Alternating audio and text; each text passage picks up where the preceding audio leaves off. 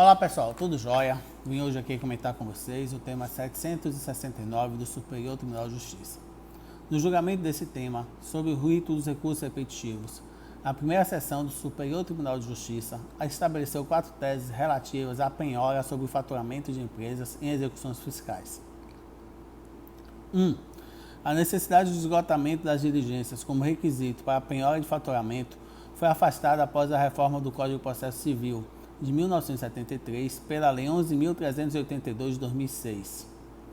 2. No regime do CPC de 2015, a penhora de faturamento, listada em 10º lugar na ordem preferencial de bens passíveis de conscrição judicial, poderá ser deferida após a demonstração da inexistência dos bens classificados em posição superior ou, alternativamente, se houver constatação pelo juiz de que tais bens são de difícil alienação. Finalmente, a conscrição judicial sobre o faturamento empresarial poderá ocorrer sem a observância da ordem de classificação estabelecida em lei, se a autoridade judicial, conforme as circunstâncias do caso concreto, assim o entender. Artigo 835, parágrafo 1º do CPC, justificando-a por decisão devidamente fundamentada. 3. A penhora de faturamento não pode ser equiparada à conscrição sobre dinheiro. 4. Na aplicação do princípio da menor onerosidade, artigo 805 e parágrafo único do CPC de 2015, artigo 620 do CPC de 1973, a autoridade judicial deverá estabelecer percentual que não inviabilize o prosseguimento das atividades empresariais e a decisão deve ser reportar os elementos probatórios concretos trazidos pelo devedor, não sendo lícito à autoridade judicial empregar o referido princípio em abstrato ou com base em simples alegações genéricas do executado. O relator do repetitivo, o ministro Herman Benjamin, apresentou uma evolução da legislação e da jurisprudência do STJ sobre a matéria. Segundo o magistrado, o CPC de 1973 não previa expressamente a modalidade da penhora sobre o faturamento da empresa.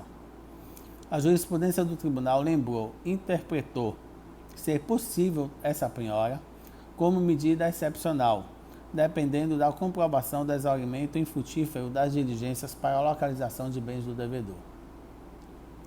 Posteriormente, o ministro destacou que houve uma evolução jurisprudencial, segundo a qual passou-se a entender que o caráter excepcional, embora mantido, deveria ser flexibilizado, dispensando-se a comprovação do exaurimento das diligências para a localização de bens do devedor, quando o juiz verificasse que os bens existentes, já penhorados ou sujeitos à medida conscritiva por qualquer motivo, fossem de difícil alienação.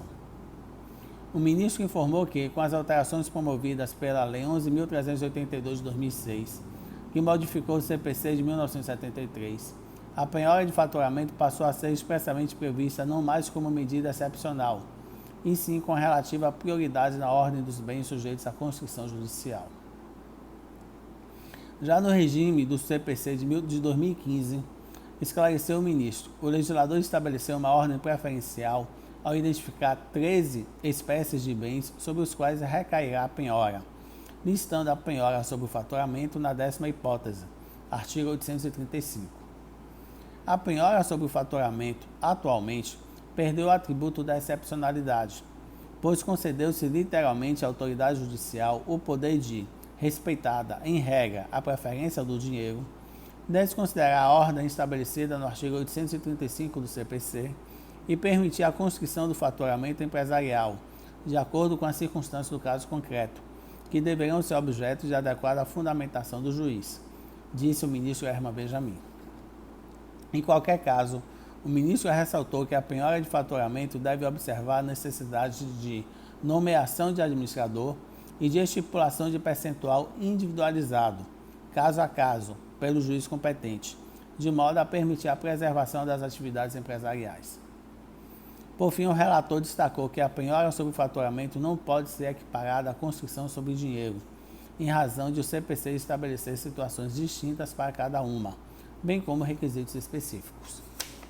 Pois bem, pessoal, esse é o breve resumo que eu fiz para vocês sobre o tema 769 do Superior Tribunal de Justiça. Espero que vocês tenham gostado. Se gostaram, dê um like. Continue inscritos aqui no meu canal do YouTube e me sigam lá no meu Instagram, @JoãoPauloPiropo. Forte abraço e até a próxima.